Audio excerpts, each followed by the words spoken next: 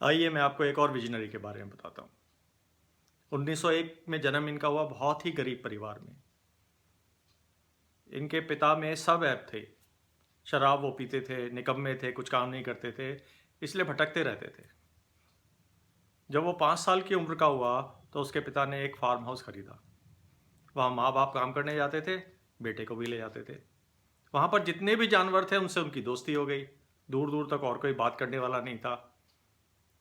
गिलहरी, चूहे, खरगोश, बकरी, ये सब उसके दोस्त बन गए। लेकिन 10 साल तक इतनी बुरी हालत हो गई, फसल नहीं हुई, कमाई नहीं हुई कि उन्हें वो फार्म हाउस भी बेचना पड़ा और वो एक शहर में चले गए। शहर में कोई काम नहीं था उनके पास, तो उस बेचारे को ही अपना घर परिवार चलाने के लिए अखबार बेचने का काम शुरू करना पड़ा।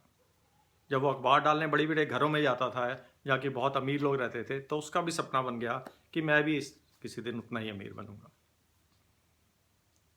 18 साल में वर्ल्ड वॉर 1 शुरू हुआ, उसको उसमें भाग लेने जाना पड़ा, पर वहाँ उसका मन नहीं था। वो एक आर्टिस्ट था। 20 साल की उम्र में वापस आकर उसने अपनी एक दुकान खोली, जिसमें कमर्शियल आर्टिस्ट का काम करने लगा। काम बहुत ज़्यादा नहीं था, तो अपने पुराने दोस्तों की पेंटिंग बनाता रहता था, कभी चूहे की, कभी कुत्ते की, कभी बिल्ली की। पर काम ना मिलने की वजह से बहुत परेशान था। उसने सोचा अपना किस्मत आजमाने के लिए वो आगे पिक्चरों में ट्राई करता है। वो हॉलीवुड चला गया, पर वहाँ भी उसकी आर्ट की कोई कदर नहीं थी। पर धीरे धीरे उसी काम में मशगूल रहा, उसी में उसका दिल लगता था। और 23 साल में उसने एक कैरेक्टर का इजाद करा जिसे लोग मिकी माउस के नाम से जानते हैं। और मिकी माउस धीरे धीरे इतना फेमस हो गया जितने कि बड़े बड़े हीरो हीरोइंस वहाँ पर फेमस नहीं थे। लोगों ने उसको रिकग्नाइज करना शुरू करा।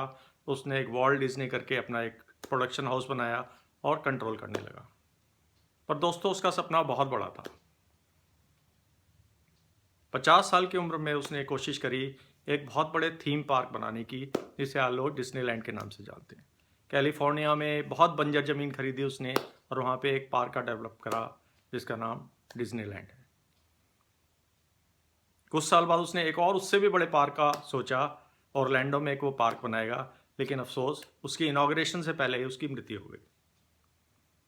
जब उसकी इनॉग्रेशन हुई तो उसके नेफ्यू से एक जर्नलिस्ट ने पूछा कि बहुत अफसोस की बात है कि वॉल्ट डिज्नी अपना ये ड्रीम नहीं देख पाए।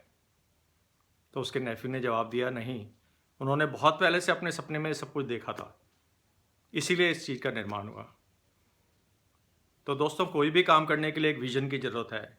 आपके भी बहुत बड़े बड़े सपने होंगे, वो पूरे हो सकते हैं अगर आप एक बारी ठान लेके उनको करना है। और कितनी भी मुश्किलें आए, अगर आप उस पर बढ़ते रहेंगे तो ज़रूर आप अपनी सफलता को प्राप्त कर पाएंगे। दोस्तों, आने वाले एपिसोड में हम और भी इसके बारे में बात करेंगे। बट किसी भी बड़े काम की शुरुआत एक सपने से होती है, जिसे दूसरे लोगों को बहुत छोटी लगता है, उनको लगता है कि ये पॉसिबल नहीं है। अभी यूट्यूब में मैंने एक को देखा, उनका नाम है नवीन जैन। जो मैं आपको बता रहा हूँ, करीब $100 मिलियन खर्च करके वो चांद पर टूरिस्ट ले जाने की प्लानिंग कर रहे हैं।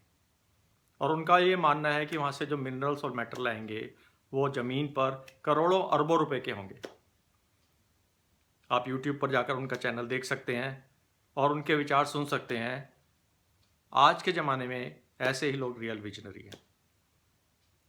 हिंदुस्तान में एक बहुत ऑर्डिनरी परिवार से उनका जन्म हुआ था और इंजीनियरिंग की पढ़ाई कर काफ़ी साल पहले वो कैलिफोर्निया में सेटल हो गए और आज एक मल्टी बिलोनियर हैं।